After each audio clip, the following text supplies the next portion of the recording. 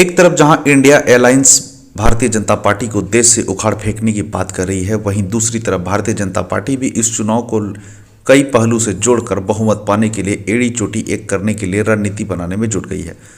जैसे जैसे चुनाव की तिथि नजदीक आती चली जा रही है, वैसे वैसे राजनीतिक सरगर्मी भी तेज होती चली जा रही है। अब सीट शेयरिंग को लेकर हर राजनीतिक पार्टी अपनी रणनीति बनानी शुरू कर दी है।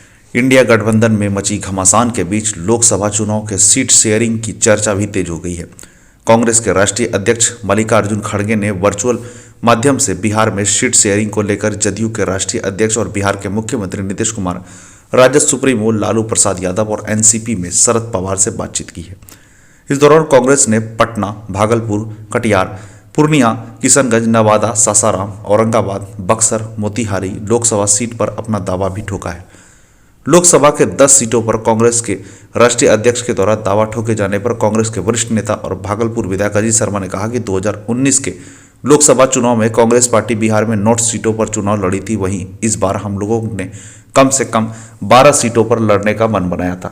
साथ ही उन्होंने कहा कि नीतीश कुमार ने इंडिया गठबंधन की नींव रखी थी, अगर उनको इंडिया गठबंधन का संयोजक बनाया जाता है तो काफी खुशी होगी।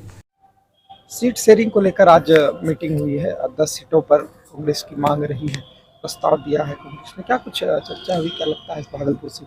देखिए, ऐसा है कि मैंने भी मीडिया के में देखा है, सुना है, और ये तो बात है, पिछले जो चुनाव हुए थे लोकसभा के, उसमें हम लोग कांग्रेस पार्टी 9 सीट पे चुनाव लड़ी थी। और जब इंडिया गठबंधन बना है, निश्चित तौर पर हम लोग चाहेंगे कि हम लोग 10-12 सीट पे चुनाव लड़े, लेकिन निर्णय तो आदरणीय राष्ट्रीय अध्यक्ष खड़गे साहब को, आदरणीय राहुल गांधी जी को, और इंडिया गठबंधन में जो घटक दल है जो बिहार से हैं, चाहे वो आदरणीय राष्ट्रीय अध्यक्ष माननीय मुख्यमंत्री नीतीश कुमार जी हों, आदरणीय लालू प्रसाद यादव जी राष्ट्रीय अध्यक्ष हों, या फिर और जो पार्टियां हैं, वो सब मिलजुल के तय करेंगी कितने सीटों पर कौन लड़ेगा। हाँ, लेकिन जो हम मीडिया पर देखे हैं कि अभी कांग्रेस का भागलपुर सीट है जो आप पूछ रहे हैं, निश्चित तौर पर भागलपुर सीट के बारे में आपको हम बताना चाहेंगे कि भागलपुर सीट बहुत इंपॉर्टेंट है। 1984 में अगर आप देखेंगे तो करीब 414 सीट हम लोग कांग्रेस जीती थी और भारतीय जनता पार्टी उसमें 2 सीट जीती थी।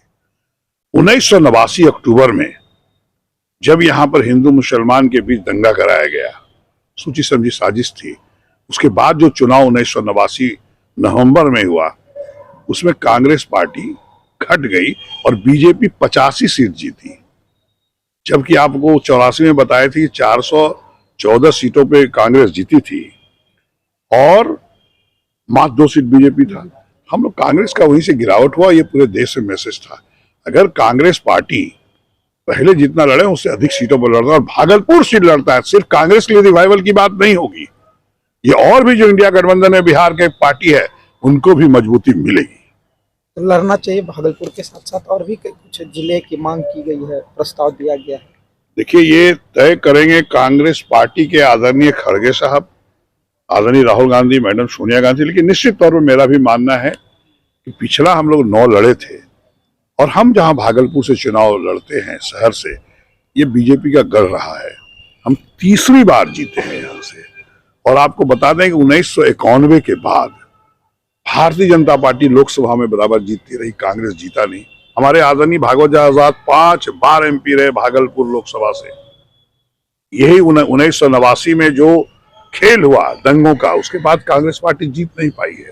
इसलिए मेरा मानना है, आपको पता है कि बीजेपी बार बार बढ़ते जा रही है। 89 में जब लड़ा तो 85 सीट जीती, फिर से 1991 में जो चुनाव हुआ, फिर बीजेपी 120 सीट पे जीत गई, कांग्रेस 244 सीट पे जीता। तो ठीक है, कांग्रेस पार्टी का यह सीट यहीं से कमजोर हुआ है। मेरा मानना है कि निश्चित तौर पर कांग्रेस को भागलपुर भी लड़ना चाहिए।